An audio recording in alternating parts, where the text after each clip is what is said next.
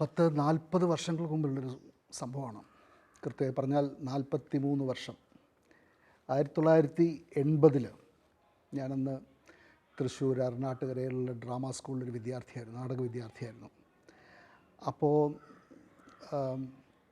ഞങ്ങളുടെ ക്ലാസ്സിലേക്ക് ഞങ്ങളുടെ പ്രൊഫസർ ശങ്കരപ്പിള്ള സാറ് ഒരു അതിഥിയെ പരിചയപ്പെടുത്തി. അവർ യൂറോപ്പിൽ നിന്നും വന്നവരാണ്, അന്ന് സ്വീഡനിൽ നിന്നും വന്നവരാണ്. അവരൊരു നാടക സംവിധായികയാണ്. കേരളീയ ദൃശ്യകലാരൂപങ്ങളൊക്കെ പഠിക്കാൻ വേണ്ടി വന്നവരാണെന്ന് പറഞ്ഞിട്ടാണ് പരിചയപ്പെടുത്തിയത്.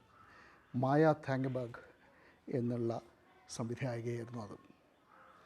അപ്പോൾ ഞങ്ങൾ വിദ്യാർത്ഥികൾ ധാരാളം ഇതുപോലുള്ള വിദേശ വനിതകളും പുരുഷന്മാരും കേരളീയ കല പഠിക്കാൻ വരുന്ന ഒരുപാട് പേര് നമ്മൾ കാണാറുണ്ട്.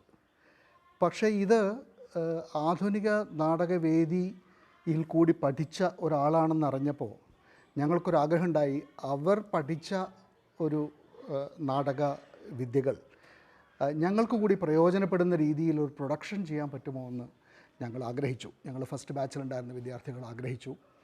അങ്ങനെ അത് ശങ്കരപ്പിള്ള സാറിനോട് അറിയിക്കുകയും അതിൻ്റെ പേരിൽ ഒരു വർക്ക്ഷോപ്പ് പ്രൊഡക്ഷൻ പോലെ, ഒരു സ്റ്റുഡിയോ പ്രൊഡക്ഷൻ പോലെ ബെർത്തോൾഡ് ബ്രെഹ്ത്തിൻ്റെ ദ കോക്കേഷ്യൻ ചോക്ക് സർക്കിൾ എന്നുള്ള വളരെ പ്രസിദ്ധമായിട്ടുള്ള ആ നാടകത്തെ ഒരു ചെറിയ ഇംപ്രൊവൈസ്ഡ് പ്ലേ പോലെ വളരെ ചെറിയ തിയേറ്ററിക്കൽ എലിമെൻറ്റ്സ് എല്ലാം വെച്ചുകൊണ്ട് അവർ ചെയ്തു. അത് ഞങ്ങളെ സംബന്ധിച്ചിടത്തോളം വളരെ വിഭിന്നമായൊരു എക്സ്പീരിയൻസ് ആയിരുന്നു.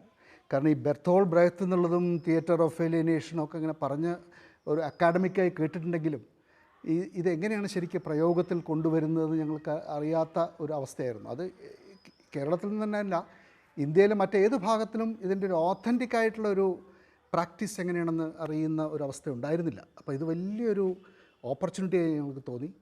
അങ്ങനെ ഞങ്ങൾ മായ താങ്ക്ബർഗ് എന്നുള്ള ഈ ഒരു സംവിധായികയായിട്ട് വളരെ അടുത്ത ബന്ധം വിദ്യാർത്ഥികൾക്കും സ്കൂൾ ഓഫ് ഡ്രാമയ്ക്കും ഉണ്ടായി.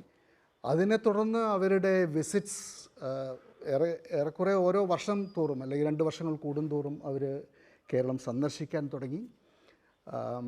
അങ്ങനെയാണ് ആൻറ്റിഗണിയൊക്കെ പോലുള്ള വളരെ പ്രസിദ്ധമായിട്ടുള്ള പ്രൊഡക്ഷൻസ്, വാദം അപവാദം തുടങ്ങിയ പ്രൊഡക്ഷൻസ് തുടർന്ന് നിരന്തരമായി കേരളത്തിലും ഇന്ത്യയിലെ മറ്റു ഭാഗങ്ങളിലൊക്കെ അവർ പ്രൊഡക്ഷൻസ് ചെയ്തത്.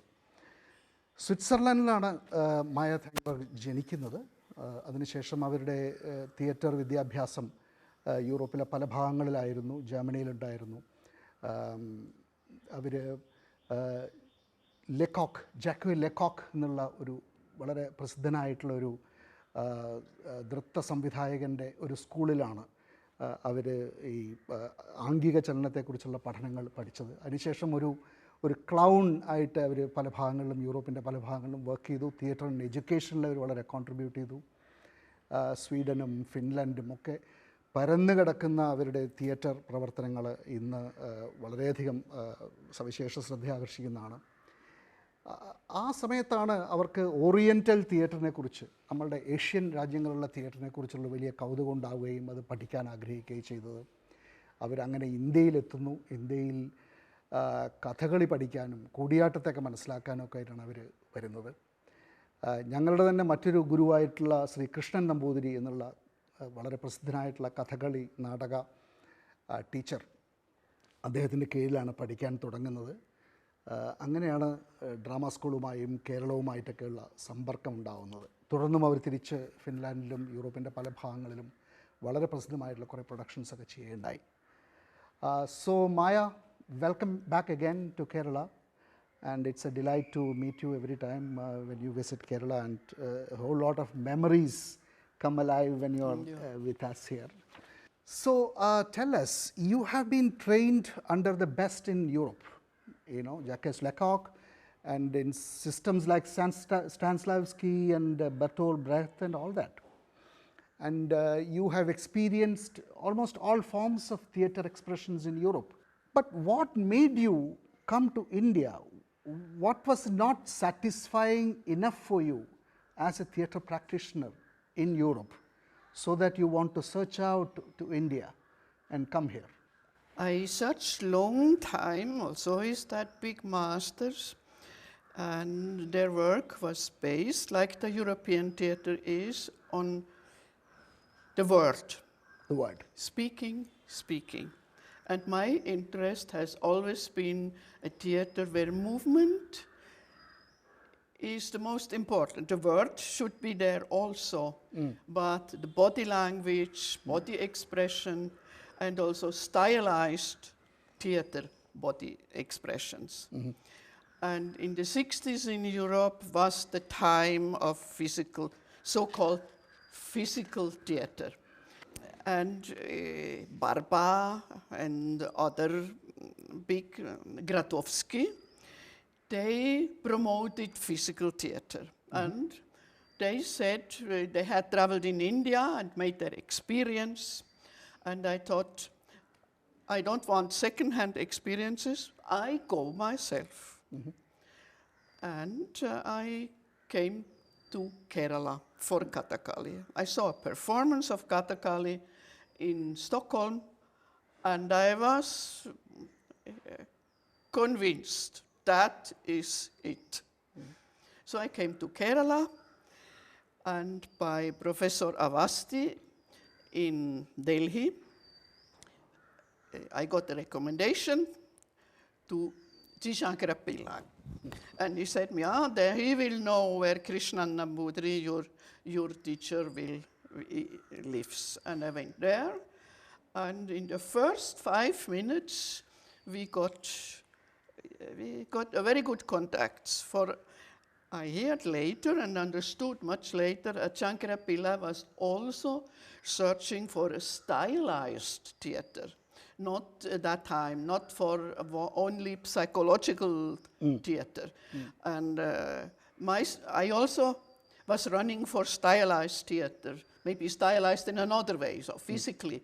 So we understood each other, and he asked me if I can do a workshop. And I did a workshop, as you did, on the Caucasian Chalk Circle.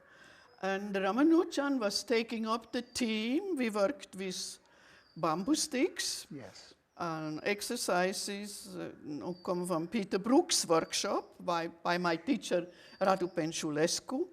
And he used it then when he staged In Search of the Black God. So, and I thought, oh, that is wonderful. My things are not just dropped on the floor and somebody thinks it further on. Yes. And so it started. Very nice. So let's just go back in time.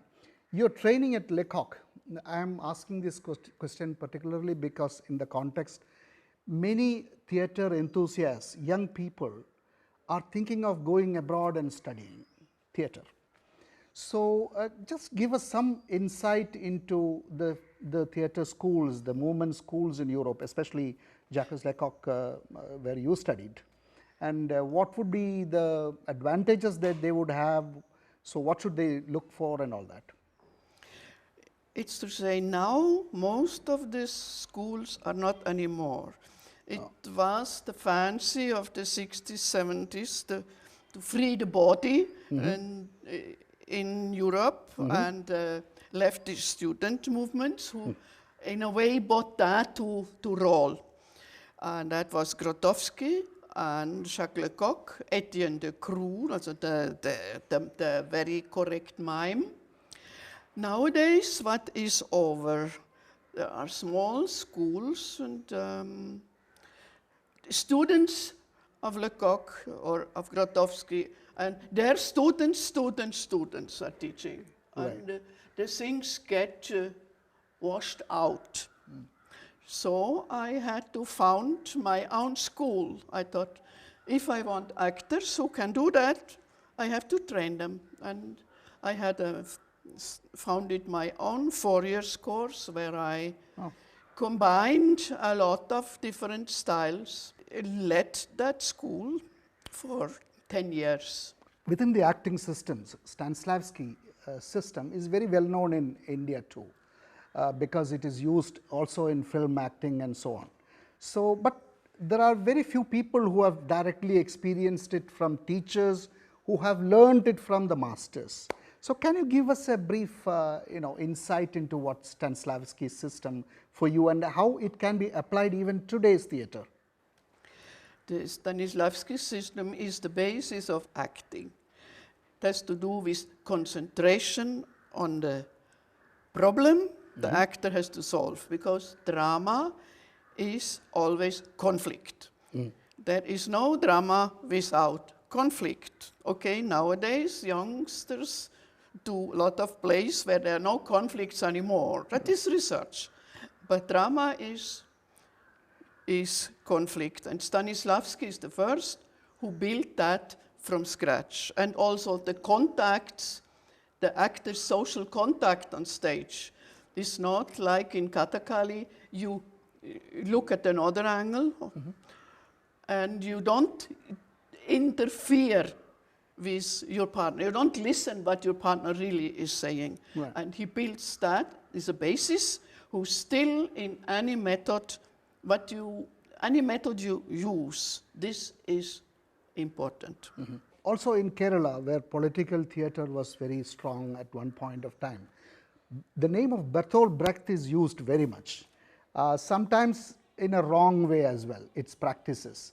So can you also enlighten us a little bit about the true Brechtian theory of this alienation of effect and all that, and how that can be applied even universally now? The Brechtian way, maybe, of thinking theatre has impressed me very much. It's also not in vogue anymore now. And Brecht's plays, I think they're classics, and they will, one day or the other, they will come again. The important there is also the contact of the actor to the spectator, or the director to the audience, to have something to say and to demonstrate what he wants to say. It's to go out to the audience. It's not to work in one dimension.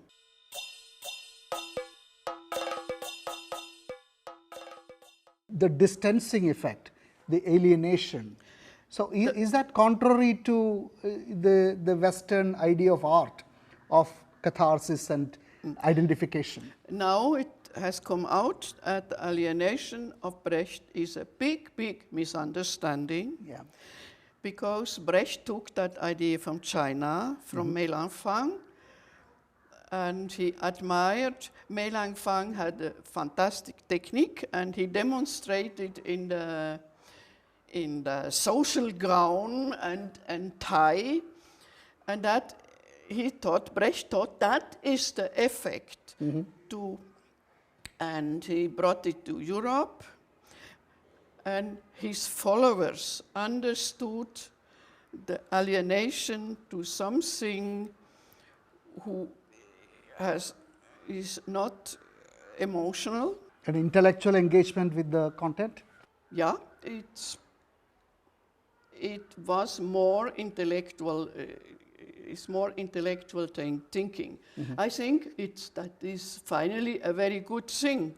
Because an actor has to all the time to think and to control himself, what he's doing, how he's doing, where and when, and not to work on his own personal emotions too much. So there, Brecht will join Stanislavski, and that are the good things in the Brechtian system. Okay. After the 60s, a lot of Brechtian, very intellectual super theories came, and I think they destroyed a lot of the joy of the audience to see theater, just freely enjoy. You mentioned in passing about Jerzy Grotowski and Barba.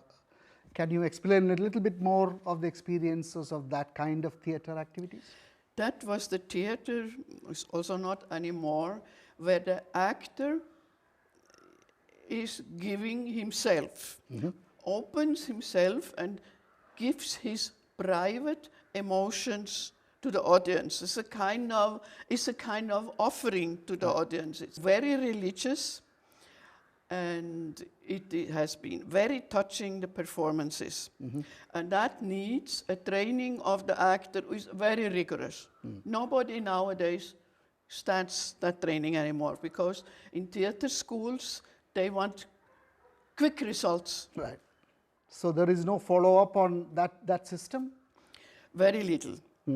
I do often exercises for my students in that way, and they see where they could go. And I remember when you were doing Antigone for the drama school students, in which I was helping you with the productions. I was fortunate to get a chance like that. So in that production, you used a lot of elements which are ritualistic and sacrificial, and the entire visual was a run of energy. Antigone, which is a very oral, verbal text, transformed into a visual, spiritual thing. So was those the sources, the Grotowskian and the Barbas and the Peter Brook's idea of theatre? Did that influence you very much there, or did you use the local traditions into the Greek play? I was very impressed by the culture in Kerala, by rituals, by kathakali and other things. And I tried to find a way to the students to use some of these Grotowskian and Barbian and Lecockian elements. I mixed a lot of different things, and I still like to work with fire, water, with the genuine elements. And like that it came. And we did it outside in rainy season. Exactly. Shankara Pillai gave me the chance, and the weather gave us a chance to do that. I wanted to have an elephant in the play. And the actor who was playing King Creon was imagined by me to sit on the elephant. It was not possible, not because of the elephant, because the actor got afraid. Yes. And we had bullocks and bullock cart and that kind of genuine things. And it was quite crazy. And it was wonderful how Shankara Pillai sustained me in that way to do. It was a big experience. Absolutely. For me. It was an unforgettable experience with all these elements, with a lot of music and dancing. And I remember Creon being on a big, huge pedestal and Haymond's trying to jump over it and all that. A very, very visually strong thing. And afterwards also you had approached and utilized the Indian traditions into theatre productions in Kerala, right? I have never used it directly. Right. I don't do kathakali steps. Right. I don't teach them kathakali steps. But the systems of to rhythmicize everything, to rhythmicize the follow of scenes, and made my own systems of abhinaya, and I work with their hands. So that influence came more through that, because I'm hesitant to copy. So having been interacting with the Kerala theatre scene for so long, a lot of young theatre artists were working with you, and you have an overview of the Kerala theatre scene. So what are the main challenges of the theatre in Kerala that you see, the modern theatre of Kerala? I think there are two things. The one is the schooling. I mean, if you become a musician, you have to be able to really to play an instrument. And here in the theater schools and at the universities who have departments, they don't learn the techniques of the body and the techniques of speech, and the directors don't learn the techniques of space and space of time and energy. And as long the actors, okay, the problem is in film you don't need that. In film you need the naturality, Right. But on stage you need something else. Right. It's not reality, it's a ritual space. So actors on stage should think on that to train their bodies and use body expression, because the classical theater here has it all. Right. That is one side. And the other side is, I understand that is very tough to school actors, because theater is not sustained enough from the not from the society, yes, from governments, and Right. there are not enough subsidies, no Correct. systems in that, and then the struggle is very big. I do something which is very special, then quick fame and money will come. And the theater has, like in Europe, everywhere, the theater has to be helped up. There's no feudal system like it was in Kathakali, who sustained the actors. Correct, correct. And also there is this big problem of not having good theatre spaces for actors to perform, isn't it? Yeah, yes, that belongs to that. Okay, but that has become better. Yeah. I have myself performed a solo 20 years ago on different spaces. But they are maybe not enough designed only for theater. Often there have been wedding, that big wedding, huge wedding halls. It's very rare you have small black boxes and where you can, but you can present theater also outside. Right. That is done in Kerala, and that is one of the good differences, that youngsters are very aware of that, and they do plays wheresoever.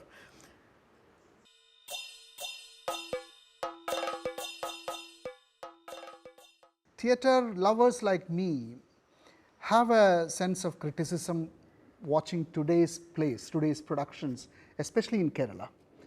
They are more filled up with projections and film screenings and all that things which really don't belong to theatre, and that has become a kind of fashion.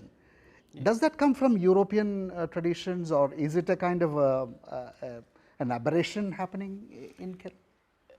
In Europe, it's the same, because they are in love with technique. Right. And it's nearly no play who has no film projections and use very complicated lightings. But it's just, you have to go back to the theater, to the basics of movement, of good speaking, of good texts, and good directing. Then you don't need all that. Like in your classical theater, there is no gimmick like that. It's no gimmick like that. Correct. And again, as you mentioned earlier, you released, you wanted to get away from the speaking theatre to the doing theatre. But on the other hand, the speaking theatre, with the speaking theatre, the drama is also gone out. I mean, theatre was also remembered with Chekhov and Strindberg and Tennessee Williams and so on. So they become irrelevant in this kind of a scenario. Isn't that unfortunate? Yes, that is, but you can combine, you can physicalize a Chekhov play also. Find action, like Stanislavski did.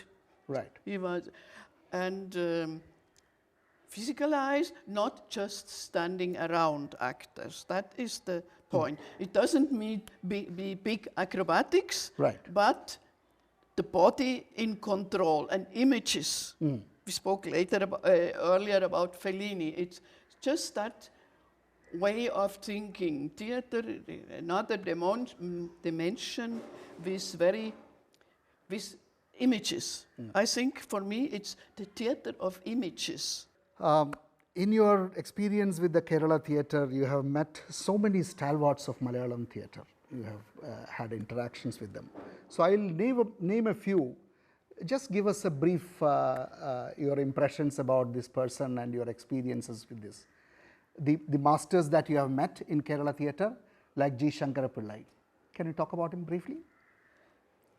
Yeah, G. Shankara Pillai was, for me, the first one in Kerala who drama, written drama taught in a different way as stylized theater, where you don't bring the whole kitchen and everything on stage when it is question about the kitchen. And after that, some students like Shyama, Naripataraju have developed that ideas both from GSP and even my ideas Sure. further on.